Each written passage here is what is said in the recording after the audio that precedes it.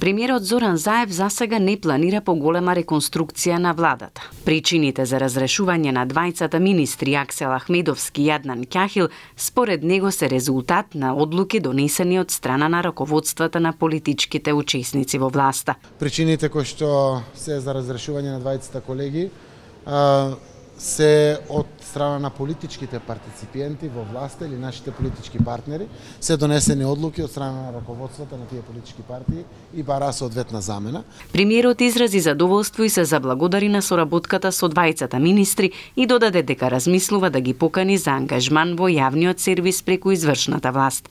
Тој е оптимист дека на седницата на 9 јануари за уставните измени ќе имат двотретинско мнозинство. Толку потврдиле со кој што разговара.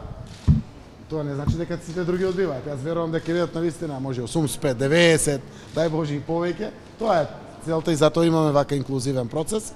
Во однос на идејата за останување на пратениците во јавна служба, премиерот уверува дека таков закон нема да се донесе. Апсолутно ги поддржувам реакциите кои што излегува од пратениците, нема потреба од такви закони. Пратениците се застапници на граѓаните и тие се граѓани кои што добиле чест во еден мандат да ги застапуваат своите граѓани.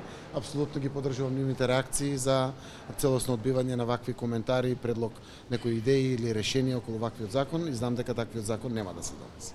На новинарско прашање, Заев уште еднаш повтори дека дефинитивно нема да се кандидира за председател на државата на следните избори.